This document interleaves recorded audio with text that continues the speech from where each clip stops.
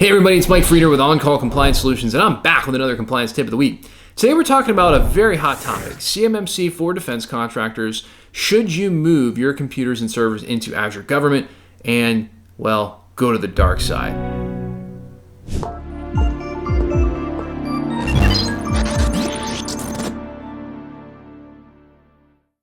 So hey, if you're a defense contractor who's feeling overwhelmed, tired, and alone, trying to understand all of this DFARS, NIST SP 800-171, and CMMC compliance stuff, I've got great news for you. You found your home here at On-Call Compliance Solutions, where we can help you transform into your company's on-call compliance hero.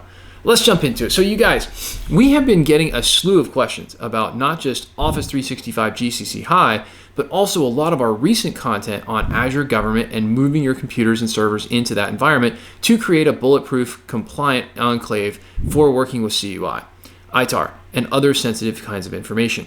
The question you may be asking yourself is this: is a move to Azure Government the right move for me and my company? What I will say is that answer really depends on your specific situation, because not every company has the same set of circumstances and challenges when it comes to getting what they have compliant. Something that is typically our first consideration and move when possible. So in other words, we look at what a company is already doing and we kind of say, hey, how close to being compliant are you right now? Some companies, especially smaller ones or companies that were already highly security focused, maybe this is not such a big lift.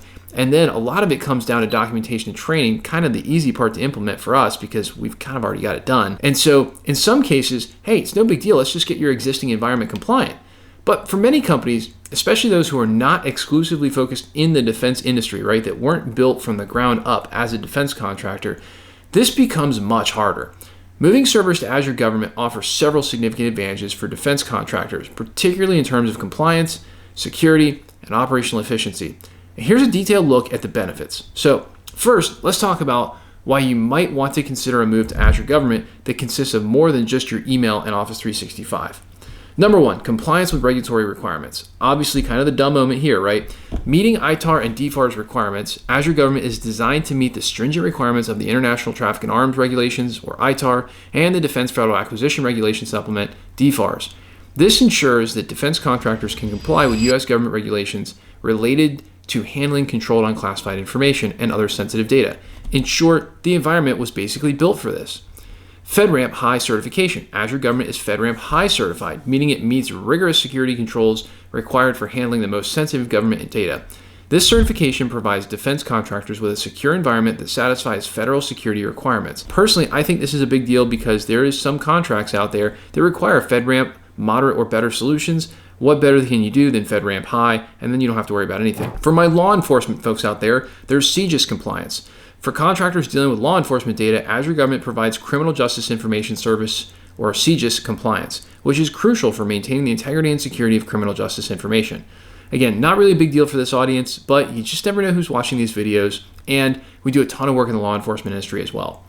Number two, enhanced security features. Huge, huge, huge. You just can't get these in commercial. Isolated infrastructure. Azure Government operates on a physically isolated instance of Microsoft Azure, dedicated exclusively to U.S. government customers and their partners, including defense contractors. This isolation enhances security and reduces the risk of unauthorized access. Next up, multi-layered security. Azure Government offers advanced threat detection, identity protection, and security management tools that are tailored to the needs of defense contractors. Literally, this was built for you. These tools help protect sensitive data from cyber threats and ensure that only authorized personnel can access critical systems. Next up, data sovereignty. All data in Azure Government remains within the continental United States and is handled by screened U.S. persons, which is essential for defense contractors dealing with national security information. To me, this might be the biggest no-brainer of them all because we know that from the DFARS requirements, you have to have your data housed in the United States. Nothing else will suffice, and if you're dealing with ITAR, which most of you may be touching ITAR, not all of you, but some of you, and I gotta tell you, you don't have control over when your prime or your client starts all of a sudden just sending you ITAR data, right? Because you're saying you're compliant with DFARS, which includes this. 3, scalability and flexibility. Scalable infrastructure. Azure Government allows defense contractors to easily scale their IT infrastructure up or down based on demand. This is a hot one, right? This flexibility ensures that contractors can efficiently manage workloads whether they are dealing with the routine operations or handling large-scale defense projects. Now, to me personally, when I think of government contracting, I think of the need for being flexible. Now, I have a story out of my past. It's a little bit of a sad story, but I once walked into the top floor of a very nice office building to a whole bunch of empty offices. And there was basically a 10-person company sitting there, and they were winding down operations to be about a 3-person company. And I said, man, this place is huge, and you're having me work on, some pretty core data center servers. What happened? And they said, well, you know what? We had this big government contract, with the Army, and basically what happened was, they lost the contract one year, right? And so ultimately, one of the things you have to think about is you're going to make a huge investment to support this contract that you're on or this defense work that you're on. Does it really make sense to permanently attach yourself to that hardware, or should you just spin up hardware as you need it and factor those costs into your bid? And then if you lose it or something happens, or maybe you have to scale it up because they want more work from you, or scale it down because it's contract and you didn't get the renewal unexpectedly, I don't know. Being able to just say no and have a much shorter term commitment and not have the hardware to deal with, that actually becomes a pretty big deal. And frankly, in the government contracting game, contracts come and go. Nothing is forever. It's sad. Anyway, hybrid cloud capabilities.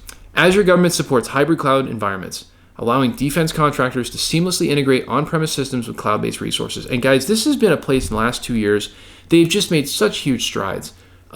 We have some amazing Azure certified architects on staff, and we can literally help you integrate seamlessly your on-premise stuff with your Azure cloud stuff. This used to be a huge deal. It used to not really be so reliable. Those reliability issues are basically over, and it's incredible to build out a guaranteed secured enclave in Azure Government and then be able to have it access resources one way into your on-premise systems. This is huge. By the way, yes, we can help you do that. This is particularly useful for organizations transitioning to the cloud while maintaining existing investments in on-premise infrastructure, perhaps over the long term, perhaps until it just ages out, right? And you've gotten your money out of that investment. So hybrid cloud, so possible today, was more difficult yesterday. Cost efficiency, optimized resource management. By moving servers to Azure Government, defense contractors can optimize their IT resource management, reducing the need for costly on-premise hardware and maintenance. This can result in significant cost savings over time. Pay-as-you-go model. Azure Government offers a pay-as-you-go pricing model, allowing defense contractors to pay only for the resources that they use. We talked about that a bit. The model helps control costs and provides greater financial flexibility. Hey, here's another thing. It's not a capital investment anymore. It's just an OpEx expense. So from your accounting perspective, you're going to like that a lot better. Streamlined collaboration and innovation. Integration with Microsoft services. Azure Government integrates seamlessly with other Microsoft services such as Office 365 Government, Dynamics, Power BI, all that good stuff, enabling defense contractors to enhance collaboration, productivity, and data analysis. Now, along with that, I'll bring up another topic. It's a little bit off script, which is if you have subcontractors on that contract that need to do work or CCUI, boy, it sure is a whole lot easier to bring those subcontractors into an Azure Government virtualized system with virtual, you just spin up a virtual computer for them while they need to access the data, dedicate that machine and lock it down to them. We can help do that. And then just wind down the machine and stop paying for it when they don't need it anymore and their part of the job is done. It's awesome. It's really it's like a new way of thinking about these things, because then they don't have to necessarily be fully compliant on their end and have compliant IT infrastructure. You can just let them work when they need to and then spin it down and stop paying for it when they don't. It's really, really awesome.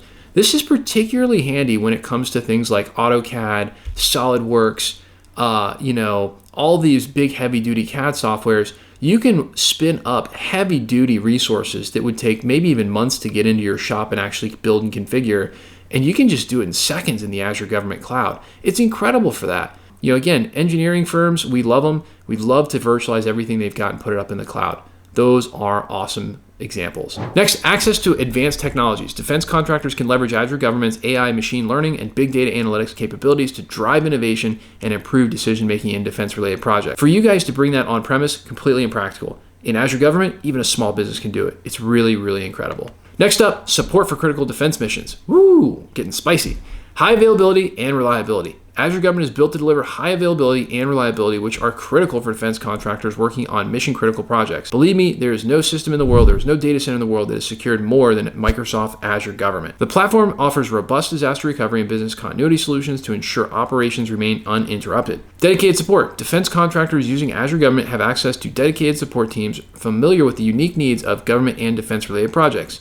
Again, remember, paragraph C through G of DFARS 252.204-7012, we're talking about Microsoft's got to report to the government and you if there's any kind of a breach. Those are things typical data centers are not required by law to do.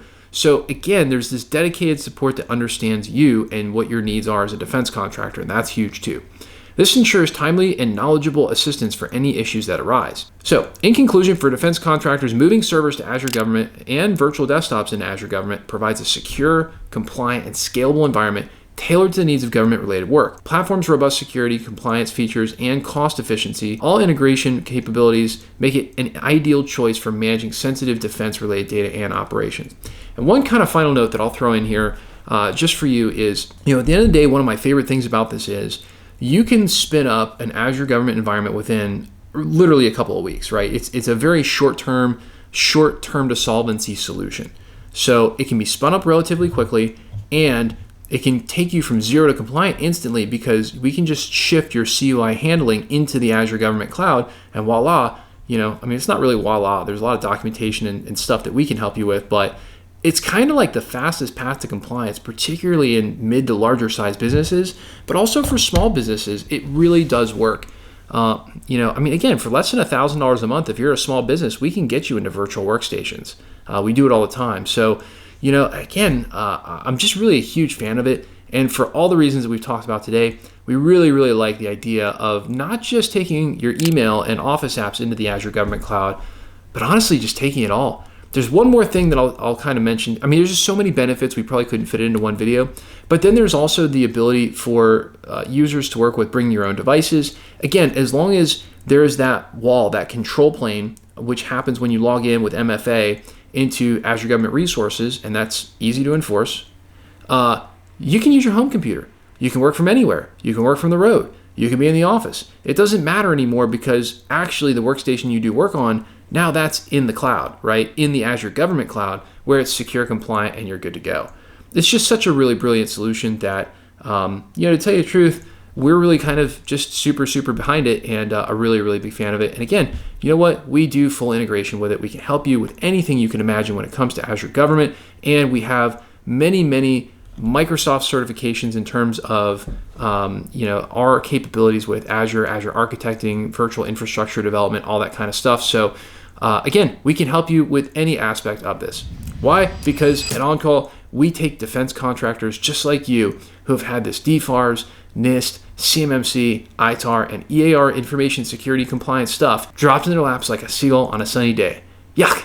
And we teach you how to level up and be a proper on-call compliance hero for your company, eliminating gaps, gray areas, and getting this solved, all while showing you how to leverage compliance as your secret weapon to land more defense work, higher profit margins.